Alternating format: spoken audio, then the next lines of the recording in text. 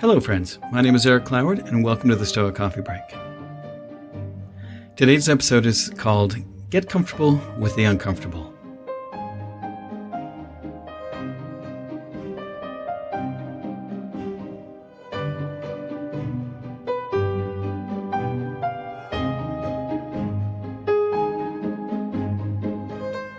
Emotions are incredibly powerful. They're the biggest driver of action in our lives. And learning how to sit with uncomfortable emotions is not an easy thing. I know this is something that I've definitely struggled with in my own life, which is why I'm bringing this up and talking about it today. Marcus Aurelius said, "It is our own opinions that disturb us. Take away these opinions and resolve to dismiss your judgment about an act as if it were something grievous, and your anger is gone."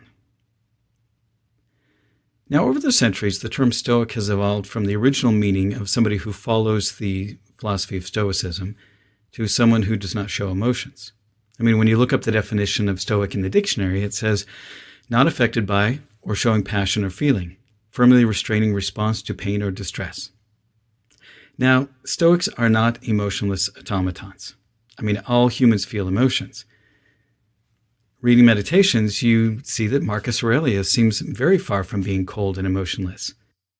He even said, if you do everything as if it were the last thing you were doing in life, and stop being aimless, stop letting your emotions override what your mind tells you, stop being hypocritical, self-centered, irritable.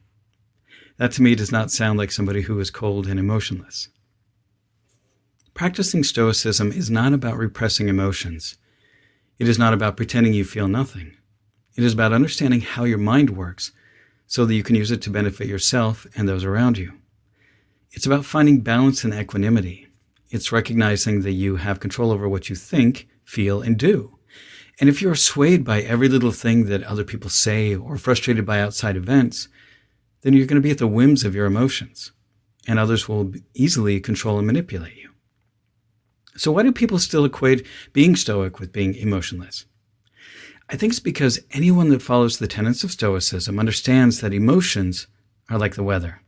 They come and go, they're in a constant state of flux. And because they understand this, Stoics know that if you sit with uncomfortable emotions for a while, they'll eventually change and they'll pass. Whenever you have a thought, you create an emotional state. Some are subtle and others can be very powerful. But every single emotion starts from a thought. And it could be a very conscious thought that you are actively choosing to think about. It could also be a non-conscious background thought that you aren't particularly aware of. As Brooke Castillo, one of my favorite life coaches, says, no one can make you feel anything without your permission.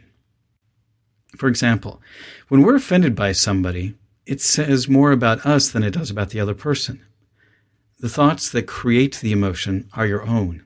They are not someone else's. If you are offended, it's because you chose to be offended. Your mind creates every emotion that you have. And if you are the one creating your emotions, well, you also have the power to change your emotional state. By processing those difficult emotions, you're taking responsibility for your emotions. You recognize that you caused those emotions, and you do not blame them on other people or events. Another reason that people think of being Stoic as being emotionless is that a Stoic reaction is being compared to how other people might react in the same situation. And the person making the judgment has their own idea of how somebody should respond. Because a Stoic does not react how they think someone should, it seems very strange to them. It also means that it is someone else's opinion. And as we all know, that is something we don't have any control over. When we learn to be comfortable with uncomfortable emotions, we also do not take on other people's emotions. Now, what do I mean by that? Well, when someone is angry or frustrated with us, they may try to use those emotions to control or manipulate us. And we may feel that it's up to us to change in order to manage their emotions. It's not. Their emotions are theirs to deal with. It's not up to us to manage their emotional state. And when we can learn to separate ourselves from someone else's frustration or anger, we can act in a way that is calm and wise. We don't let others control us. So let's look at some more examples here. So if somebody said something rude or offensive to you, is what they said intrinsically offensive? Like if somebody said that you looked like a warthog, would that offend you? I mean, it's only offensive because of your judgment. It's only offensive because of the meaning that you give it. I mean, maybe you think warthogs are awesome and fierce, and so you might take it as a compliment. Now let's take another example. Say that you're feeling down and sad about something. You feel that emotional distress. You may feel depressed. And if somebody comes along and says something that totally makes you laugh, suddenly your mood has shifted. And while the feeling may not have completely gone away, the intensity has certainly lessened. And all that happened is your mind shifted what it was focused on. The power that those thoughts had over your mind just moments before begins to fade. Succumbing to your emotional reactions can be a detriment to the task you are trying to accomplish. I remember seeing a news report after a particularly devastating earthquake in Haiti, and some of the aid workers were really disturbed by the devastation, and they felt overwhelmed with shock and sadness. And while this is a natural feeling, getting stuck in that kind of sadness made them far less effective than if they recognized that they were making the tragedy all about them, rather than the people that they were there to serve. If they'd taken the time to recognize which things are not in their control, and had focused instead on what they could control, they would have been much more effective. Now, I'm not saying that they shouldn't feel what they felt. We all feel these things, and that's okay. And having empathy and compassion for others is part of what makes us human. But we need to be conscientious of how those uncomfortable emotions affect us and how they impact what we're doing. And when we can learn to sit with those emotions and find better ways to process them, then it helps you and it helps those around you in the long run. I think the most important tool in being able to sit with uncomfortable emotions is that we need to identify what we're feeling and why we're feeling it. Are we angry? Are we afraid? Are we ashamed? Why? Often the reason that we feel uncomfortable is that there's truth in what somebody said. Maybe we're insecure about something. Maybe we acted in a way that we're not proud of and we don't want to own up to it.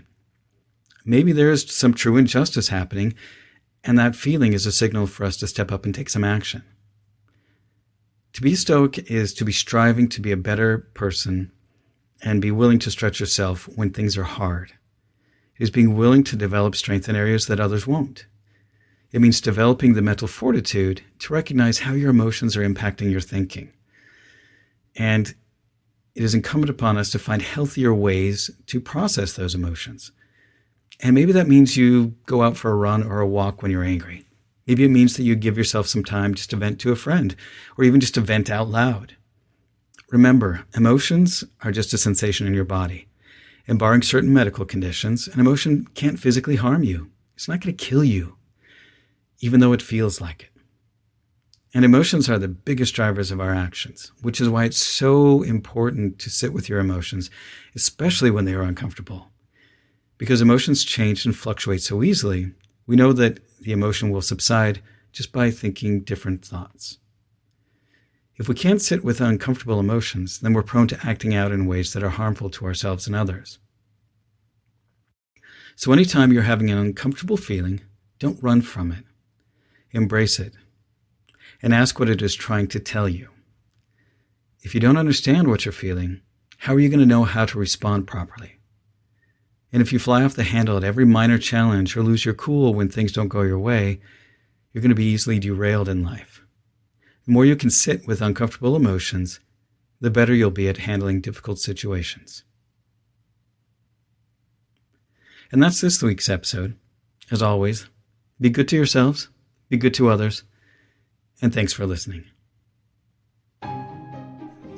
Hey friends, thanks for listening to the podcast. If you like what you hear, I would really appreciate if you could help support me by making a pledge on Patreon. You can find me at patreon.com/stoiccoffee. Even just a small amount helps in keeping this podcast going. Also, head on over to my website at www.stoic.coffee and sign up for our weekly newsletter. And lastly, if you know of someone that might like or could benefit from this podcast, please share it with them. Word of mouth is one of the best ways to help this podcast grow. Thanks again for listening.